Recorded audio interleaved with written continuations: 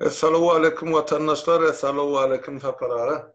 Salam, Halmurat. Oğumusun, iyileşler. Selamun aleyküm. Buyur Şükür Halmurat. taparara. Şuna kovu, hoş haber geldi yurduk içinde. Yeme Akadi Dubno var bizim umumi tanışımda. Ne şol yazıptır, Orsiyadın yemesine, mass medyasına var, internette koyuluptur. Yeme Kurban ol, yankı nazar var, Recep. Nazar çüylük. Hava, ne şol amanadan tavsırıptır koronavirüsten. Ol bir on ayalım ve bacısı ne adı Gülnavat ola mene şu mahal ağır yatırsa İBY'la paradı çatılırdı haber geldi. İnne bir kesel odulu maydık geldi hatta ikimiz yaşlı bayi garibi filana bir degen yerinden çıkardım. Hani öngünüm önküsügün ol yeme faravın yemesini etrafının hakimini ol yeme yelgelenak sualanak adamlar ölenak deyip o yalan maglumat berip oturan hakim var. Ola meni amanadın tavsiye. On oğlu şoförü maşgala dağlarım keseldi. Ağrıyatı. Öyle havarım. Halmurat. O şutaydı men daşa gitmeyken nemedeyin. Bu nazar çüylüğün tohumu ölüp diret bören tohumdan. Kurban ellem, kurban kulum. O da ölüp direlli. Bularım şoları alak olmasın. Bular ölledip o yüzlerini ütködüp, pasportlarını ütködüp, kaçsak olup veren olmakları mümkün. Katı doğru. Menem şu pikirde tapara. Yani ölene de ölü değilene de cesedi çıkarıp biz onu ekspertiz edip bilirse yurda varsın. O ölmesin, on diriliği gerek. Bir de on demesinde katı kendi pulları yatıyor nemelerine. Ölüp direlenlerden olaymasa Halmurat. Katı mümkün. Tapara şun men kan men internetim goýuşlan akbardan men sesim doňsa siz onu gurrun özüňiz alyp barýar siz özüňiz eşdiýäňiz de men koňuz amedy berýän özüňiz bor meşhur oturmaýlar. Bor Halmurat. O ene şun ýaly ýagdaýlar ondan ikinciden hem şol ýurdun içindäki ýagdaý hana çarjawda şol keselhana emesini ähli işgärni şol komissiýa, wozun komissiýasy barany keselhananyň içine ýapyp goýupdyr. Onun näse şunu şu wagtça çellem çıkaranaklar diýdi. Täp orada da koronavirus barmy? Ähli personaly bilen onuň üçin çarjawda ýagdaý şun ýaly. Balkandan Nevta'dan haber geldi. Dünge şol yankı enfeksiyonu balnıysa yemeden olsa koronavirüsten dolanmalsa enne beylek adliyenlerim hem mecbur travmatologa deydi, ol deydi, beylek deydi. Hem mesela hassasını çıkarıp şolun orana hazır şol koronavirüsle adamlar getiriyorlar. İlatın askıda. Bu diyen edara Karumpirun edaram kan yani. Şun başında da Karumpirun adam oturun olmalı.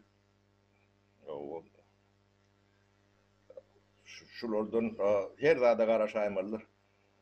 Halmurat. Bular yankı yer yüzündeki milletin demesi bilen devam kendi yani. Ben şu alyan demedeme göre bular entek bu adamda adet entek düşünüp bilmeyecek oyunlarını oynayan olmağı mümkün. Ben şey deyip düşünüyorum da.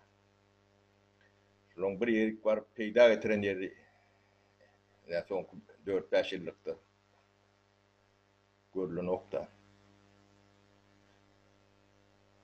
Ne edara halkara olun yönü halkaralığı kullukan doğru alamatı.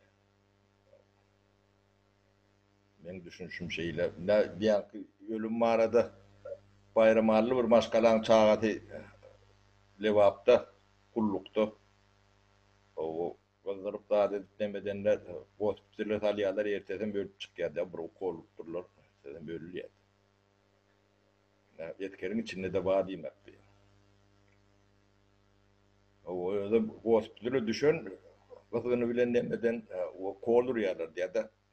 Bu nemede adamlar o kol zat urlayan näler biz entek o kol urlayan yerini hiç kavat gelmedik ne bizim şu koronavirüsü ne menşe yurdun için notuyor. Ne bizim öz maşkalamızda ne 3 adam demetdi 99 yaşında yani 100 oluyor. Ne 6 aydan 100 yaşayacak nemede bir çıktı. Ne ukol var, ne beylek zat var. O hiç zat yani öydü. Opçu neme bilen yankı yom bilen şey dikeldiler de. Bunu ukol urlayan yerini bir daha kavat gelemde o kalmırat. Eştemde o. Ne hemen ukol urlayan. O ukolu urona bölüye diye de. Şu öldürmek için urlayan olma çemelle. Başka ne için? Yayramasan hep geleni ukol edip Halmurat, ne Türkmenistan'ın yağdayını köp kişi düşünen nokta. Türkmen milletini yok etmek programlı, planlı yankı ıglan edilmedik urşiyalak. 25 yılın içinde Türkmeni yok ediyorlar. Ne bunun başında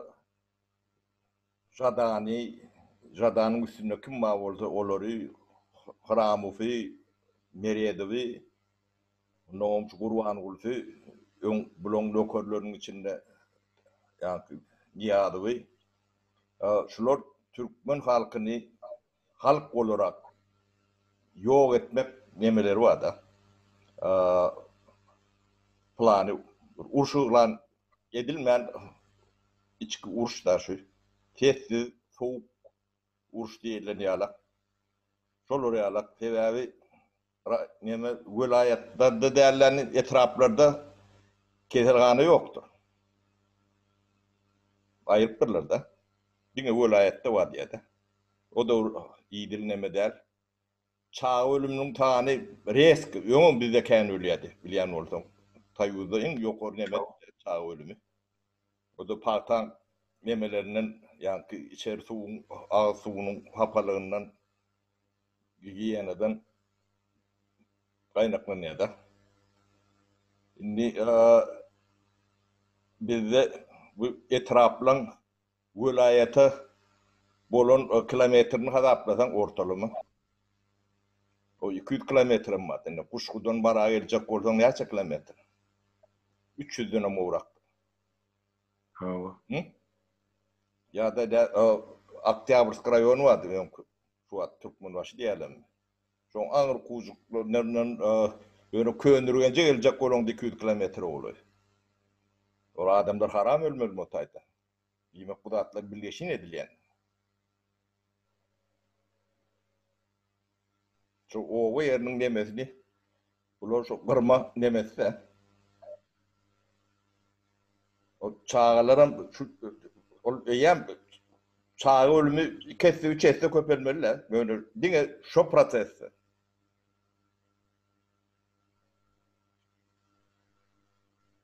Doğru. O şonalak onun şu taylardan çıkan çağlarım armiyalardan. Armiyada onun ketel olayan hayti ölüyen hayti onun hiçbirinin nimetini meselesini kaldıran adam yok da kalmıra. Ya halkın elinde yönü ağ tüpüne koymadılar da. Eskerin elinde de işte yara yok. Onu yara olman terhede çıkarıyorlar da. Hem ağaç hem yalanaç. Ödem oku değersem yok anırtından yani düşman gelenine şu yaşayışımdan dinayın şu okun önünde çıkan olmakları mümkün şu. Her zat bolup belirse. Nasip görün hayfi. Mayıp olunuyor. Onu çağan otay yöne yemeği veren yalak da ölmeyi veren yalak oluyor da adamlar demek. Ne şu arada bir komisye duru döretmek hökman mı kan yani halmırat? Adamlar yazdılar, hökman gerek şol komissiya döredülerine internette yazarlar, her kişi öz yetkisi var diye Halktan hayiş ne kullu edensiniz. O köpüğünüzün çağağınız vardır. Kullu edenler, inni edecektir. O ya yerlerde işleşip nemedik görün o starşınalar vardır. Yani praprışıklar, ofisерler vardır. Şolordan ulu hayiş şu bolyan dağıtılan hemmesini şu tayda biz yörüytü neme der yazık bolur yarak adınız gidili var onu bir datiyeleri şu attan toparlap başlamalılar. Öyle. Harbi bölümün adyny ýazylsa haýsy ýylda, haýsy aýda, haýsy esker, näme boldy, näde böldi, şu zatlar gerek-de. Soň elimizde fakyt boljak da. Hökümetiň eden jenaýatlaryny subut etme. Onun içinde etkerin içinde adam yalak adamlarım vardır. Bir halal tüy demen nemeleri. Emmejetini bir nemeden demetmek bolunok da. Yöne ne bir vayenli tribunal bir edara var mı? Ya prokuraturan içinde mi? Ama vayenli prokuratura var. Şu prokuraturanın öz içinde tribunalı var. Şu prokuraturada birine adını verdiler de. Ben o da şun qadancıktan ne? Men kızlar batla sapara. O da qadancıgan tenden daş değil Halmurat sen demet mi? 70 kilometre kaptanımda o aytver. O ne o diye adı öwel. O öwel neymiş diyorlar öwel neymiş. O prokuraturada asobuvajnın dilam vayenli prokuraturada işlen. Şoňadan paraları diye de. Yönü öwet neymiş diýsen diýe ýöne zagyrlap durulur diýe. Şu redawoyunun tek nemeler generallaryny senin diýe. O biri urşsa da iki tarapym günäkär edýärler. Ondan pul on dünýäň pul diýe de. Öz baýly barada gurrun eden keti var da menne. Ol ýanky Maryň prokuroru bilen ýarşýan bolmaga çemelle. On 5 milyon da adı var, o kim diýermişin de 5 milyondan. Ben o 5'in 5'si var diýer. O ýan diýer daşary ýurtlarda, kataplarda pulumuz var. Ýan çykaryp ýör. Öz aralaryň gurrun da. Ne adamlar ne şol ýöwet näme iş düşen, para veren bağ oldu. Ne şolun atları gerek bir de. Sizin adınız içeride nemetmez, gidildiğini taklar. Kendir. Yakadın tanıdan niye de. Şu adam atı boğazın dilen ol bir işlep gör. Ayalam doktor diye. Medinstut'ta muallim mi? Şolur yalak neme diye. Ben şolum ket yazısını öğürdüler de. Ne etkerem näile korkuyalar. Zagırlaşıp olur diye de. Dine pul diye. Dine pul. Yank cevir çekenem, cevir çektirenem ikisine malya diye de.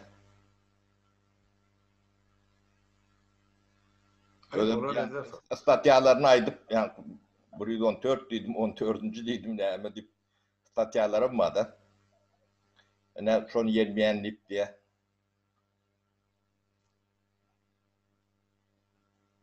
Ne armide dağıyon eden etlilik diye de. O görüllürüm ne naharları var. Didili. Ne güneşlikleri var. Ödüm yarakların yarağı yok diye dedi.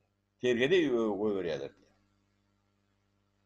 O vatanı ne et koruyorlar bunlar. Gözlerine de müngläp akrana var da. Yani 4-5 tane adamda. Onun yeğenlerine. Olur kimden uğrun yani. Almıra. Halkın eline av tüpüğü yok. Av tüpüğü. Şoňa çenin alýarlar. Näme üçin? Ondan tuttunup atýarlar da. Yani halk siz güýçlüsüňiz, sizin güýçüňiz ýalap güýç ýokdur. Hemme döwletde de şonu alapdyr. Halkyň güýçi ýalap güýç sizin öňe diňe sustuňyzy basyp özlerini beýgeldip, şu beýik jaýlarym şoň üçin urýarlar. Ýa-ni özlerini beýgeltmeli. Gorkular ne diýerler olar? Halkdan gorkusy ne diýerler? Yani halkın tesi ýalap tes hemme zat şu halkın tesi bilen diýär-de. Hemme revolýusiýonlar halkın tesi bilen edilýär. Halkın tesi bolmasa ol ýa şoň adam 50-60 adam hiç zat edip bilmez. Yani bizim halkymyz gatynanjaň bunu kän manipulir diýerler Halmurat. Ne daşın ne de görür de ne görýän. Näten şu mitingi gurrunlar ne näýlek manipulasiýa bolýanlaryny. Özüm halky pete düşürmek üçin diýerler da bunu. Aýdyp bereň hazır o. Başly warat o bular hiç zada yaramaz diýdirmek üçin diýerler. O başga da düşünden. Onun hawos ne meselelerim hawos görer diýip onun o taýdan gaýkany toglamaly. Kim üçün, kime diýer? Ýa şu wagtlary biz bilmämiz gerek Halmurat. Halka da düşündirmämiz gerek. Diýem uzun nemedip o kimin näme diýenlerini biraz bilýär. O ýöne şolary reklam etmäli baatlaryny tutamdyk da. Doğru. Ýöne käbirninkini şuň işleten tutar Halmurat. Den şu mitiniň guruluşyny bir gurrun ber.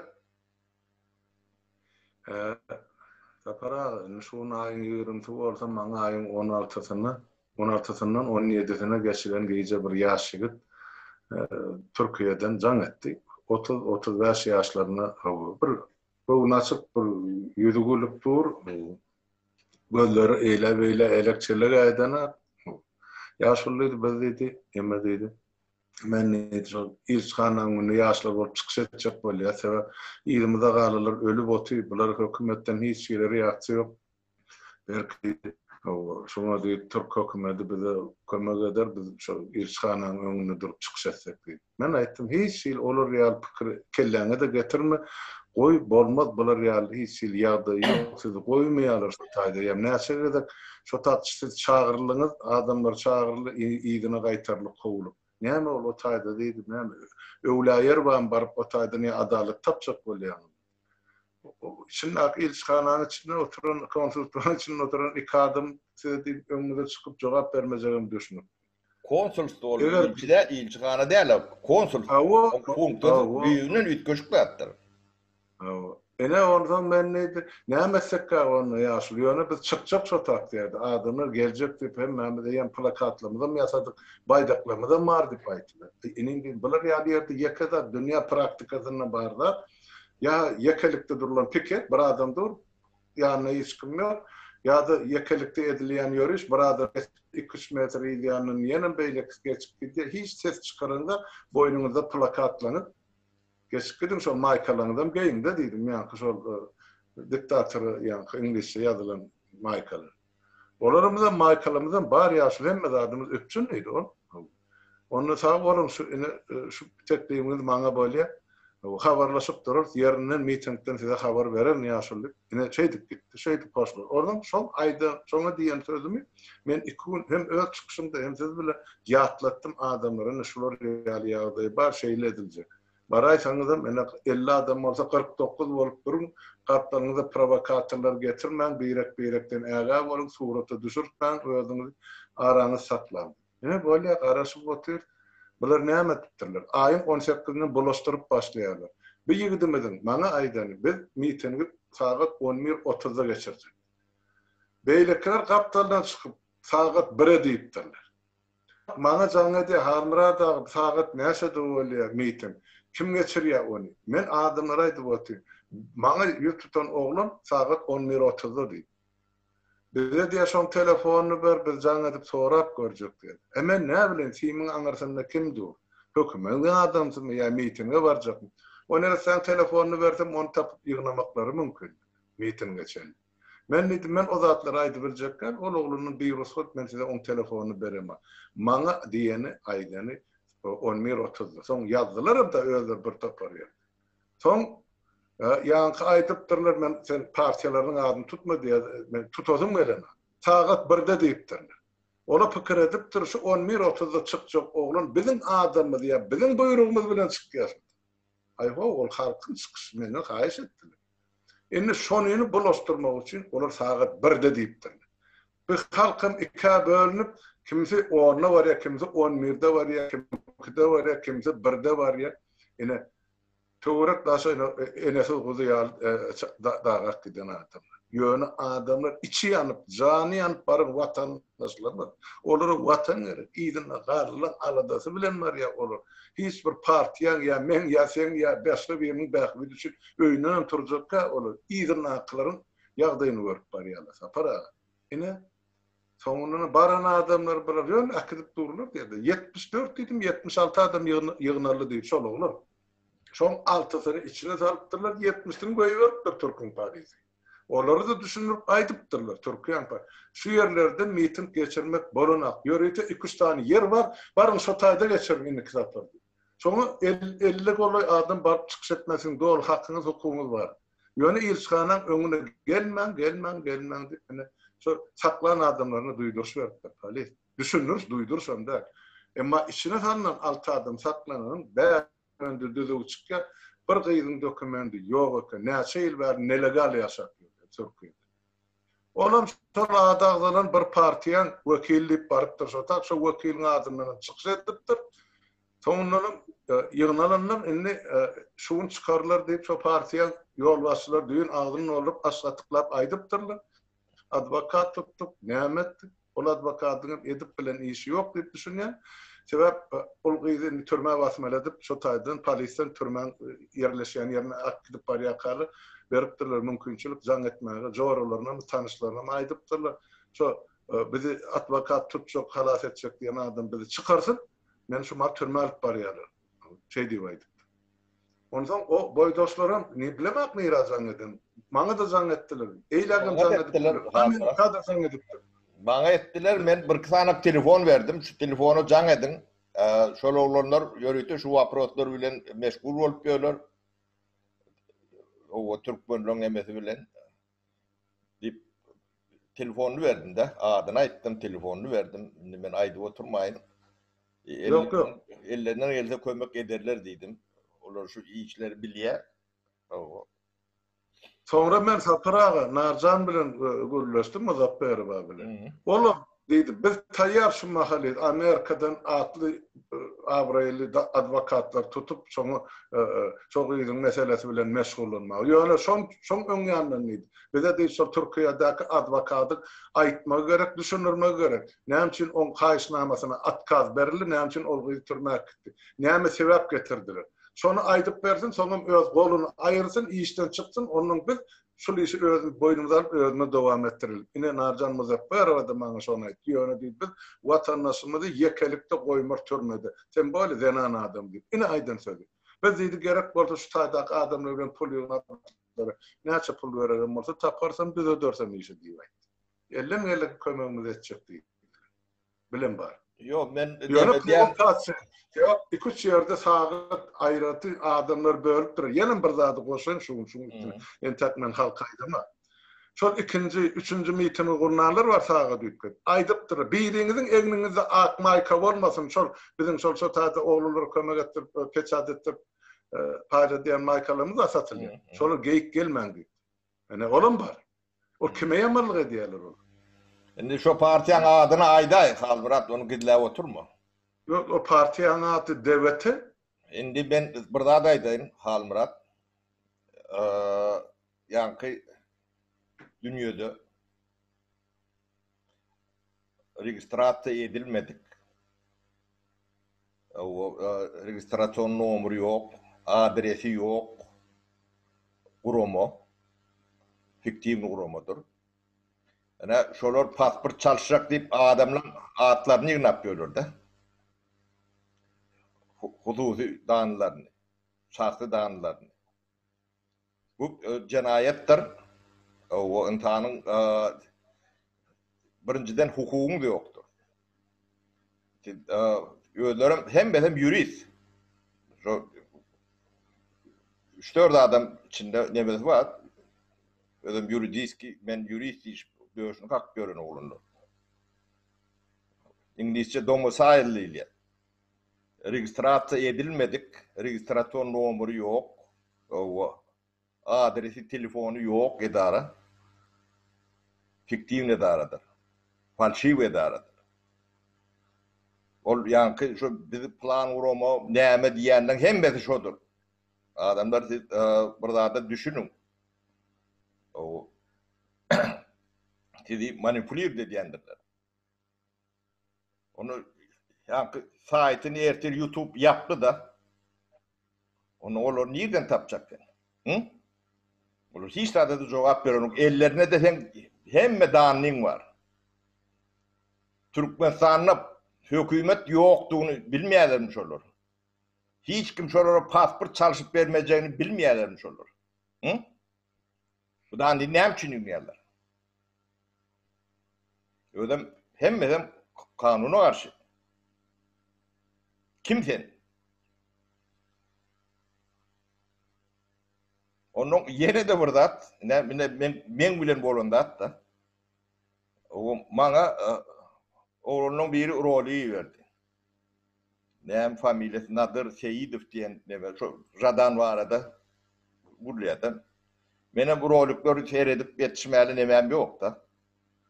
Olur yarak vaktim ama yok. Onun iyi verip gören oğlun olandan ona koydum ben. Koydum seyretmedim ama ödüm. Son bir kıtağattan son seyrettim olun bir yerde devete deyip sözü geçiyordu.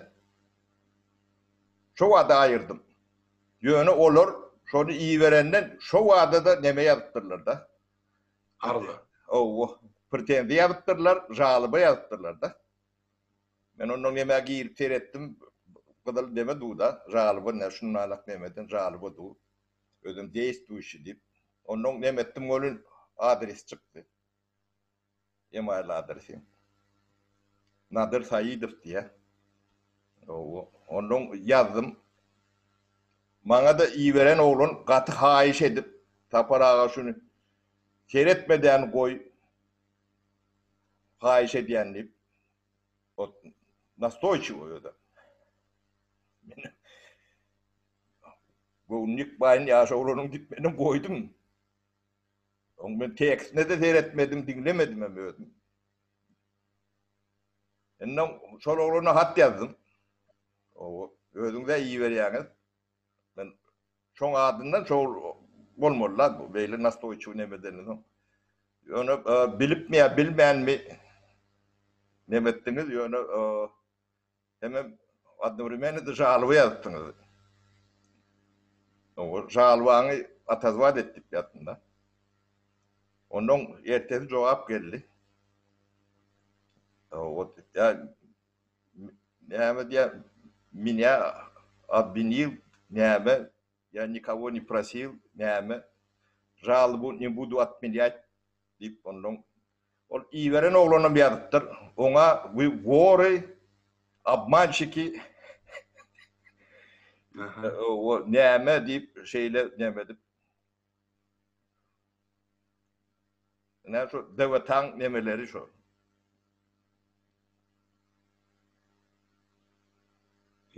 Onun pasport meselesini adamlar dağınları ne hem şimdi Halmurat? Hı? Doğru. O yertir eylak verir, barar bunun isletip yarlığına dakarlar, türmede batarlar. Ne hemen olur ne bilmez. Hakikaten. Burun manipüle etmiyorlar. Onun en önemli mesele. Şolar birleşik dikkat girip görün nemelerde.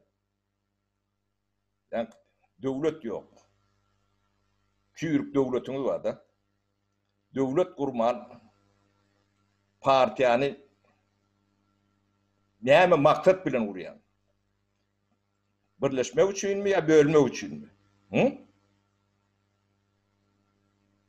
Elbette bölmek için. Ne yaşlar ödem köpsü yaşlar bir görüp oturuyor ne dedim. Ödem köçülüň çağalary bolmalylar. Ors kurlayan Abrusevşi neme de köpsü. Yemelerini görýän ben embete.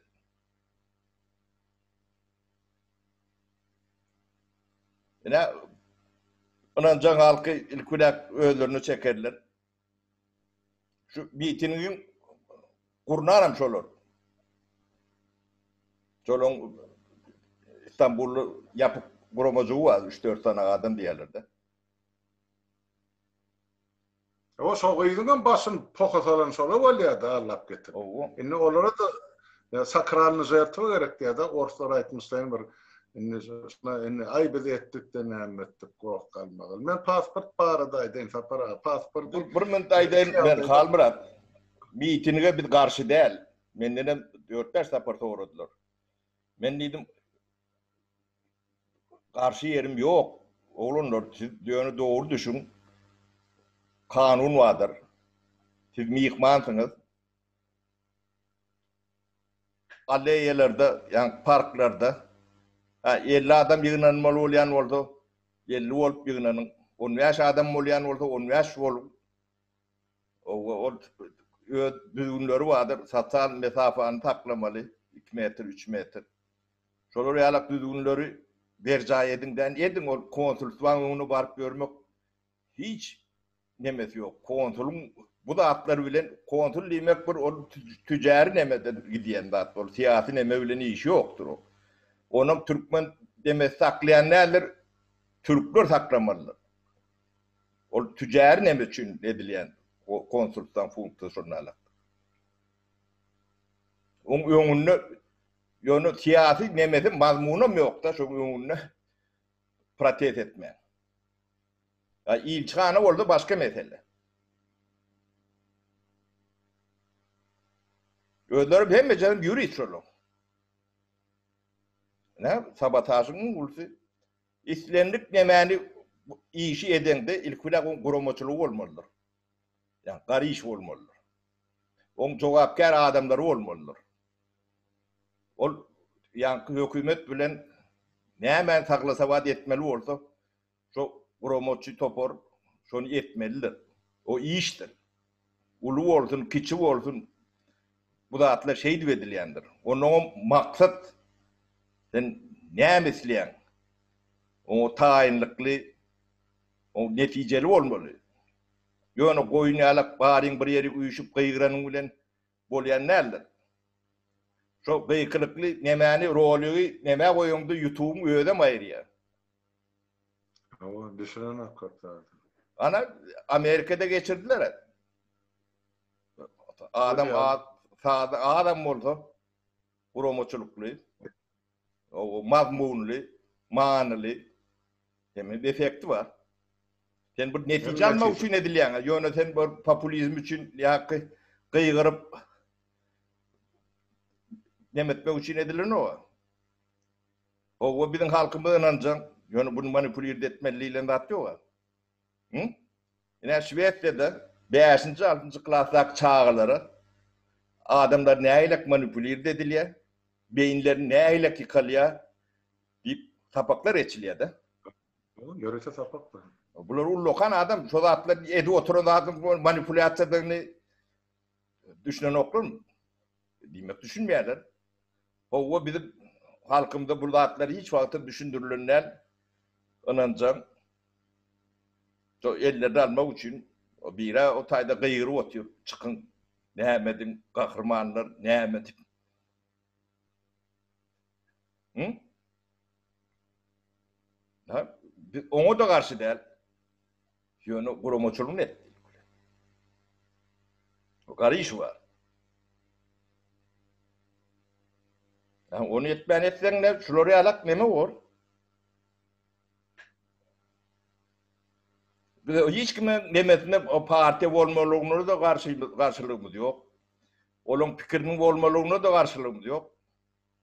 Ýöne samimiýet diýilen bir zat barda. Iskirnlik. Şonty yok adam ya gurama bolsun, kim bolsun hiç bir pok däldir.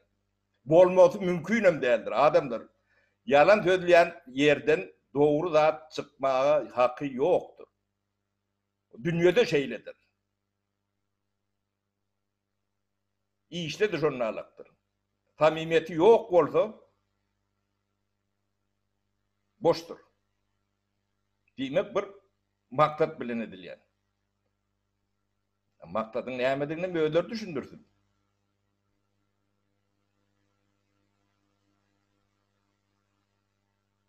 Ana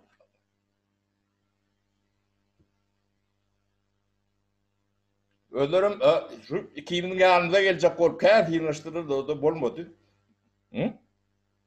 Doğru.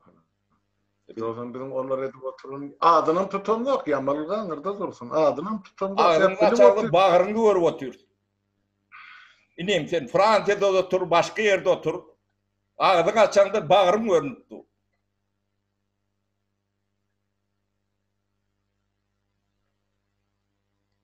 Ne? Borçlar şu hal bırak. Halk ağırlanma. Fikir edin, deneştirin. O demokratiyan jogapkärçiligi vardı. Elbette. O tercüme demesi has ağır gelýän bolmagy mümkin, onu ýön tercümersin.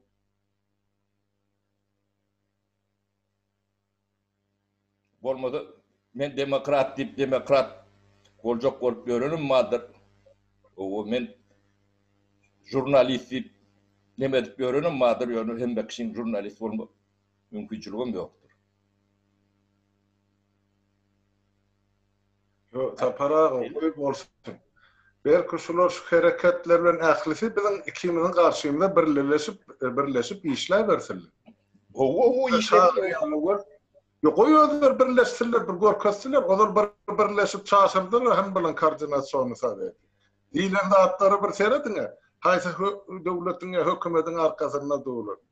Indi dün adamlar çykardylar. Şular ýaly boldy. Şunu oturup bir sowukkarlyk bilen analiz etmek gerekni.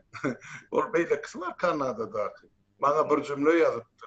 Tüp seniň ýüzüňe diýip. Ine siýasatçy bolşy. Menim alnymda şoň ýazan iň ýokarsyny goýdum şu ülkeden çykyşymy. Oý halk baka bersin, men baka berjekler. Ine adamlar sizin şular bilen bileleşiň diýip çagyrýan adamlaryňyň argumentiň ýerini ine tükürýän tüýküligi şol. Ondan sizden pikir edýän şular ýaly adamlar bilen 1 metr ýol geçip bolarmy? Döwletiň içinde de, daşynda da. 3 gezek ine şular ýaly adamlar ýykdylar. Opozisiýa hem içinden hem daşyndan. Bulan hemmesinin korkyan yakadady bar saparagy. KGB'nin hemme arxivinin açylmagyndan korkyan. Sebäp ol hemmesinin kim näme işeden bolsa şo taýýar. Ol bir. İkinciden bulan korkyan zady lüstrasiýa meselesinden korkyan. Lüstrasiýa bolsa şuň kun gygyrýanyň 10-9 ýurda da barmy? Sebäp lüstrasiýada bulan ödeden jenaýaty bar. Üçüncüden halk götermeler bular. Halkı kim götürmer? Saylawyň üstünden. Hana parlament saylaw. Barın diýip aýtdymy? Hana 3 aýlap näme gurlasaň Türkmenistanyň telewizionyny eliňizde. Bulara hiç de gerekler. Diňe sabotaj, on soňa ýeme yalan gurrun. Ine de edýän seredin biz näçe ber aýdyk gelýär howlugda. Taýýarlygy ediljek işin waty uzagyndan bolmaz. Biz bir günde müňlerçe adam ýeke gezekde çykaryldy, dünýä subut edilir diýip.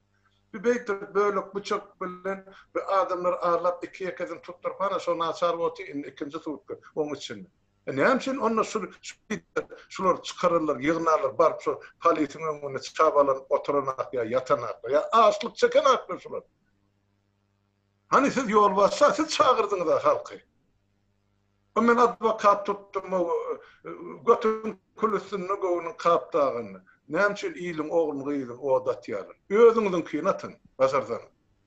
Men ine şuňa garşylygym bar. Başga zatda goý etsinler, ýöne nämçe halky esası uğurdan yoldan ayrıyalı sapara. Bilip oturlar. Bunlar 7-8 ay oldu şunun haysi bir yeri vardı. Lupalı özende de yok da şunun sapara. Men üstümden görmediler mi o 27. oktu ya orada Stockholm'a çağalım alıp çıkan. Sen ne mi 10 adam bilen hükümeti korkulacak bolyan dedi. Mitinge çıkan var. Indi sonun 8 ay geçti boli. Indi bular inson geçip baryan poydun son vagonuna minjek gel bir itekler. Bolup görsler. Maskara bütün dünyanın. Yine de halkımız bir sağda olursa bir zat deyse doğrum katıp ınanıp gidip oturdu. Sebep bu sözler o zaman eşten akta hiç yerde. Kıynansa da 28 yılda yurtta siyaset yürütülmedi. Alternatif partiyalar olmadı. Hükümet yok yerde nereden partiye olsun, devlet yok yerde nereden partiye olsun. Katı doğru diyen satara.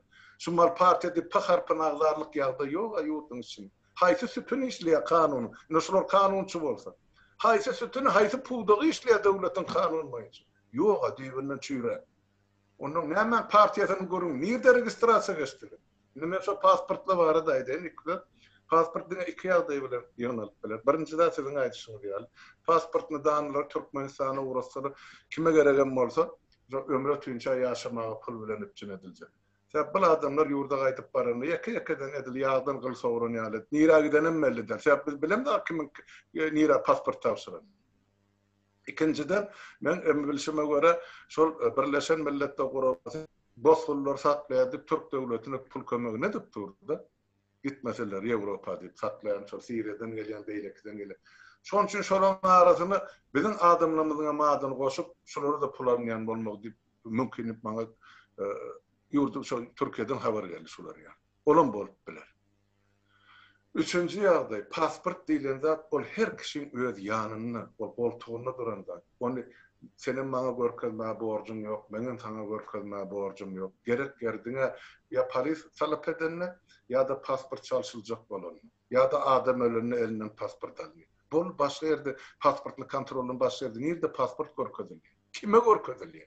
Ne için men pasportunu danim başka adama vermedim. Hani ortaya federasyasını sen pasportunu bir yerde gördüm deyip hani onlarca milyon pulu bereye batırıp yatıyla halkları. Mikro banklardan kredi darlı deyip. Şu yerleri kesinlikle fikir edecekti. Pasportunu ya danim. Almurat, registrasyon edilmedik. Şahs olsun, firma olsun, parti olsun, registrasyonun nomuru yok. Adresi, telefonu yok edaran. Şahsi bilgiini yığınamağa hakkı yok. O cinayettir.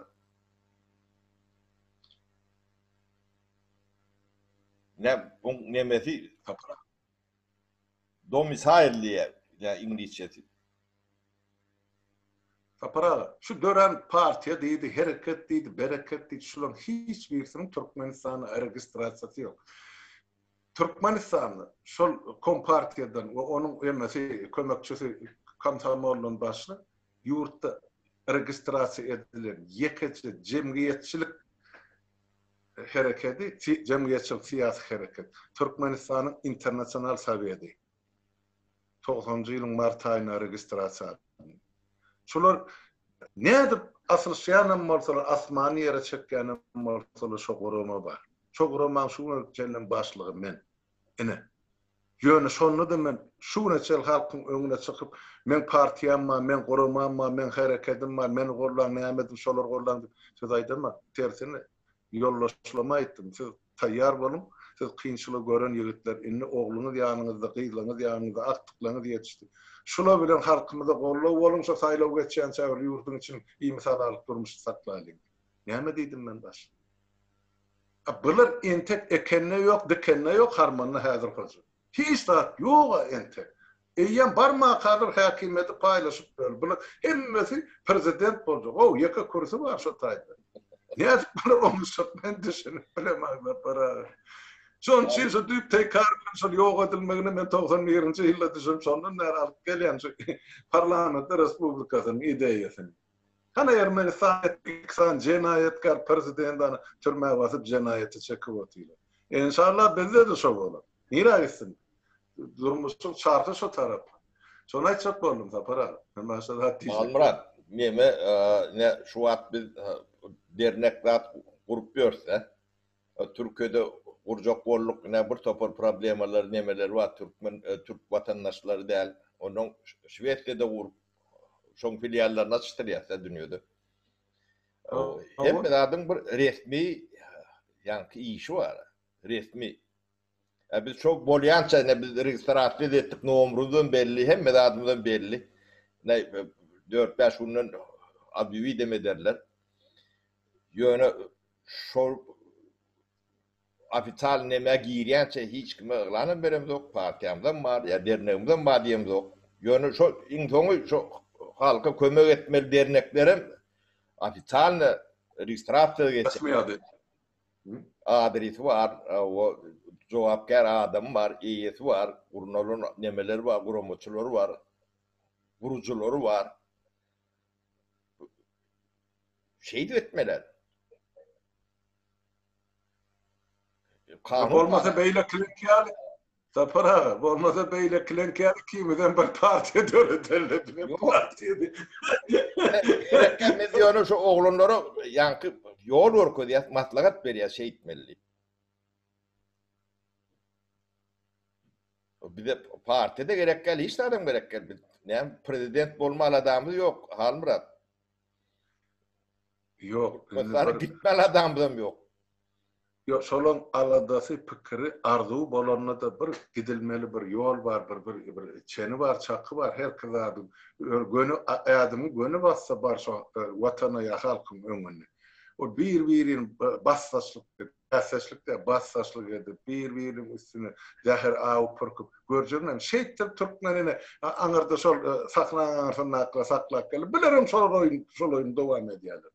Ay kurban olayın ayırsa biz şolardan birazcık ayırak bolsak belki bizi prezident edip koyarlar. Şu akıla ulluk edip diyorlar. Halkın aladası yok vardı. Halmurat yine de bir sefer gaytalayın. Samimiyeti yok bolsa. İskrinis değil ya da Türkmençesi yokum sözüdüm.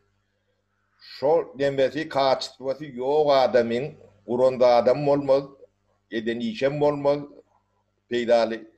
Öz peydası bolup biler, nemedik biler, o zatlar bilen bize işimiz yok. Yani samimiyeti yok demen siyasetçinin. Birinciden siyasetçi değerler. Onun maksatları şu at. Sizin göğünüzden turmak için sizi eline alyança, ağzını seyrettirip bilyança göğünüzden turur. Yani sonu yok. Hem de adın bir düğünü seyredin. Adamlar bir fikir etmeni öğrenin, analiz etmeni öğrenin. Yani hem de bir demokrati olanına vurrey değildir. Demokratiyan cevapkarçılığı yani boş gelip görün nemeden has ağırdır, kıyındır. Ne söz azatlığı var, köp partiyalık var. Dürlü renk var. Yeka ak bilen kara değildir. Onu selcermek sizin işinizdir. Şu wat yanlış selcerseniz yanlış adamlar gelir. Günümüz yine de şoň. Ya dönküden beri. Şoň üçin bu zatları hökman analiz etmelidir. Deňeşdirmelidir. Biz şulara näme zat diýemdik? Bir de liderjek bolkan demetdiler halda. Ha? Evet, doğru. Görün, seyredin, analiz edin. Şonu öğrenmesi gerek halkın. Onu deňeşdirmeli öğrenmeli. O maksadı näme? Peýali neti näme? Samimi mi dämi?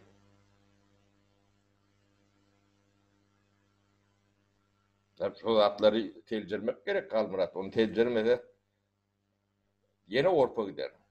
Biz şu at uyun düğününü kalmırat.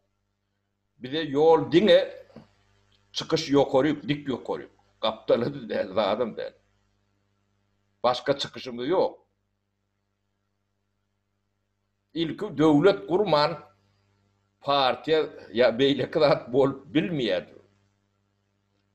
Ya parti olup görecek adamlar devlet kurup bilirler. Ne bir gidecek dernek kuracak olup görse ne öyle kıllarlar var. Ya o? Hı? Ne iki çay ver ona. O. Bu hem de yönü yankı propaganda bilir bolyan neldir? İş var bu, qarı iş var.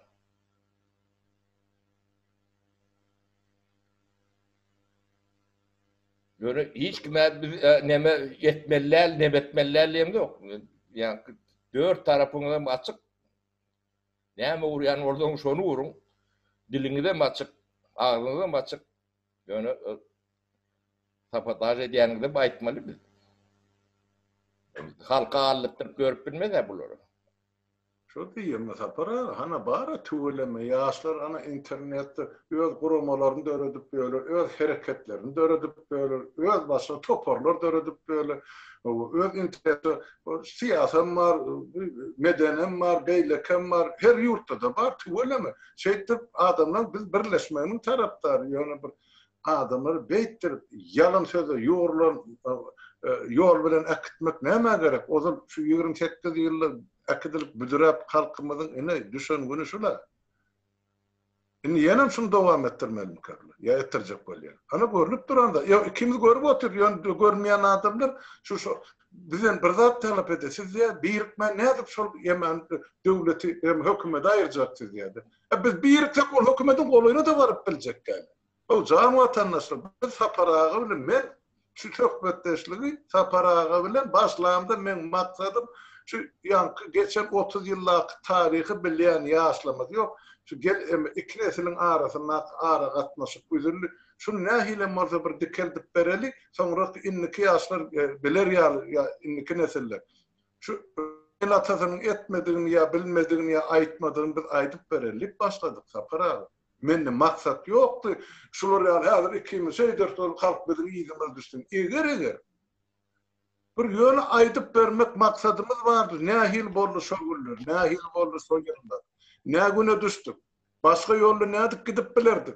Şu ağzı güllerden, yıllardan bir netice çıkardım halkımız. Men şondan başladım. Senin şondan başladı. Inni seyret, biz şu tarih aytmalı adamlar, inni geleceği maslahat vermeli olup bu. Bolya biz ona da razı bilenmezden tecrübemize göre aytıp verir. Yönü neme gerek bu taydı badak atma.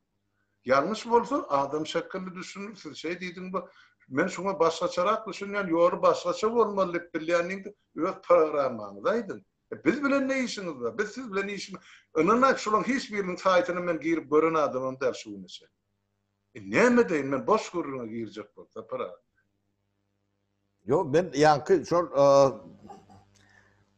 kılıklanan tevavi neme şu YouTube'a jalıba yadanlar var.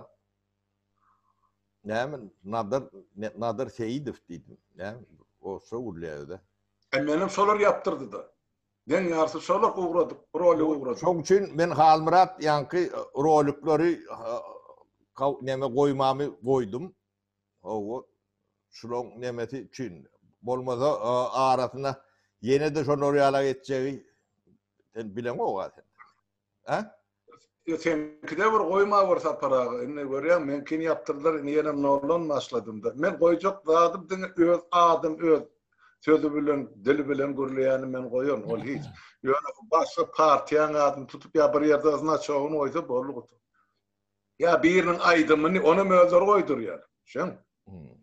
Hey bilerin. Onun için yörüyte bir site açıp diyorlar. Ben özümküde açacaktım ayratin. Açtımam. Yönü oğlanlar biz dedi profesyonel nemedeli. Bolya dedim. Onun profesyonel bir nemedin. Arka onun kaydındı. O ehli halkın sesini ne şotayık verer. O bizim diner. O bunlar yarak şantajlardan, nemelerden, provokasyalardan hem korunur. Yok halkın sesi bolanına adam gön özü bir yüzlenmesini onu koyup bor. Eğer şu yankı moral etik normalarını internetin ya hemen taleplerini bozmayan olsa YouTube'un. Yani o arasına rolik koyalı birinin sesini koyalı bir sekundluk birinin sazını koyalı da yine men afterski hemen hukukum bozulur deyip özler şu koyun menudundan arz ediyorlar. Doğru ya. Bizim iki tane karı töňe bilen bilýän zady ýok. Şeýdip ağlap hem ynanjan adamlar diýip ugratyp otur. Bizim hatyrlanıp oýup otursa sapara. O aňyrdan gelmeýän biz bulan ýüzlerine göremdik. O ýöne ýa-ni WhatsApp'a gelýär-de. Men o kimi ýerendim bilemok da. Yüzlerçesini iyidine de kaytardım ben şu bolona ol yemme diktatör bolona da onu ecen bazın deyip durmak gerek galla jüllük çıkar. Men şu zatlar dibinden ayıryan. Ondan ol Orsiýe'din kanalının ya dünya kanalı bir yerde şu 10 sekundluk peredaşa var bolsa da ayırayım. Sebep olur eýem awtorska hukuklary barsa para. Bolona koymak. Menin bir toparda öwrenim. Ine şular büdüredenden sonra. Ne değil da para. Oymasan adamlarım hani gognuzulup dur. Ben şu takipany halk üçün açtım. Özüm üçün. İkimiz telefonla da gurlaşıp bilýär da para. Yeme hamrat. Bir halkı manipulir de diýerler de. Onu duydurmak bizim borcumuz. Yankı şahsi dağınlarını ignat bölürde. Biz onu yazacak, göre alacak. Birinciden men yankı aytışmaýalak sen registrasiýa edilmedik. O nomerun, telefonun demäň bolmadyk ýagdaýda sen hiç kimden hiç şahsi bilgi almağa hakkın yoktur. Yo ona ursat berýän döwlet hiç kim yok. Döwletiň eger Türkmenistanyň pasporty çalşak bolsa Türkmenistan hökümet etmeli ýurdun içinde. Daşynda da elçixanalyk konsulstwalar etmeli. Bollugy turşy bilen tamam. O üçüncü daşyndan gorama ýok. Ol viza düzeltmek üçin arada pul alýan goramalar var ya, turizm uğratjak goýar. Ol başga gep. Olur registrasiýadan geçen bolmaly. O resmi. Bu İslamik turistik firma da registrasiýadan geçen. Şola ýalňyş etse hökümet birerden hasabat sorar. O Türkmenistan kadı hökümet dura sen o funksiýasyny eline alyp näme pasportdan paýlaşak. Ya pasportdan ýygnajak. Yo o yankı pasport problemi halkın badygy o belli zat. Halmırat. Onu ýöne beýdeniň bilen o çözülen o mesele. Yo. O çözülmesi mümkün hem däl. Sonra näme üçin şu dağınları ýygnalýar? Näme üçin? Jogap bersin. Bolmasa da üýüşüp tüýde berin. Kim oradan bolsa? Yok ol dagan zat, halmırat. Kanuna karşı. İnsan haklarına karşı. Ben şahsi bilgim bilen näme işim var? Yine de para şu vatandaşlarımız dinlep oturdu. Şu pikir etmem vatandaşlar. Şu adamları biz adını tutýanymyz partiyasy ya adını tutmadyklarymyza şahsi hiç ýyly öýkökini ya pretende ýok. Minni 100% ýok şu. Tanamy o. O 27-nji oktýabrda geçen ýyl şolar geçirjek bolup baranlaryny İstanbuly. Şu devletin bir beýleki başlygy adyny tutjak. Şu tutuldy diýip maňa emete olum Türkmen ýa-da hat gel gaýrat edin hamrada şolar kömek edin gollap çykjak. Birleşen Milletler Guramasyna hat ýazdym. 4 sany oglan ýygyny familiýalaryny atlaryny tutup. Men ýazdym hat ugratdym Birleşen Milletler Guramasyna da Şweýçiýanyň bölümine ugratdym. Şolara gaçyp atalga berin gerek bolsa. Şu sany ine şuun kun ol ikimize ol iksany ýa impatent diýen adam. Nana men dura hem eden elinde materiallar da hatlar uğradan. O demeni barlak görmeli geçen. Tapara şundan sonra da biz näme bolar gerden alyp hop etmedim men düşünüp bilemem. Bir Türkmenin bir adamın etmeli ýaşalygyny şolary etdim men hemmesini de. Ýöne düşünmedi ters nekkedine düşündüm. Şol maňa şuun şol tüpseň ýüzüne diýen adam bir Türkmenistana gelip men ýüzüme şo taýda tüýkürüp belse men onu erkek diýerim. Men o ýerine urlaşan adamla bilen näme men şu taýda tüýkürenim bilen ýa o taýdan Kanadada tüýkürenden o tüýkürüp maňa ýetjek. Yok, deme Çok versin. Özüne adamları- anayan adamları. manipulir etmek Murat Boğdat değerler. Ol çennan düşünýän madır ilýede. Yok var, oğlum var. Halk düşünüp oturamadığı. Menden salap edýär. Sen şolun yüzüne durda aytganra da näme biler beýtip halkymyzyň agyny bolaşdyryp berýär. Ay men siz özüňiz düşünseňiz şol yeterlik diýip şunça aýlap sesim çykarman gelenim şu. Inni adamları tutturup özleri man arkaýına otur. Ertire yetmem çıkar diýdiler. Ana ogyny idenekledip turmalyk gitdiler. Şoňa durup bilmän ana aňyrda Amerikada näýe illeşimizini Narjan Muzafferow jaňat Halmuradagy biz näme kömek etmek bolsa aýsat wagtda tutmaly bolsa biz taýýar halkyň adyna biz halk biletjek diýdi. Bize partiýada gerek. Beýle iştat bolmaz, erte bir gün göwererler. Hiç demetme Halmurat olýan.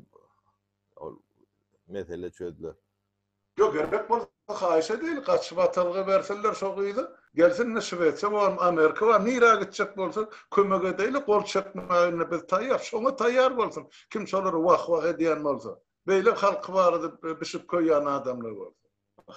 Tapara ustayda oturully ýaşyl menden normal söz galmady şolary. Bolýa adamlar awolun başlan batrak diýen ýerlerimiz bolmagy mümkin bolun ýöne özüňi oýnatman. Ondan bir neme we Halmurat bir nemetmen mükemmel Türkmen beden işini doğru etmeliler, gow etmeliler. O islenli iş. Doğru etmeli hem gow etmeli. Düýülen. Uzagyndan bolsun, ýöne dogry bolsun. Howo. On zähmetinden neme edip gaýmak tirip görme neme o atlara gözüňizi aldyrma. O çiziyen tek manipüler edecek adamlar kän çıkar. Bular ýöne başydyr. Bu da size tecrübe olsun. Ne görüp otursun böyle. Bolýa Halmurat. Doğru ýaşyl. Watandaşlar illeşler taw sağlygyň erti habarlaşak nesip bolýar. bolýa.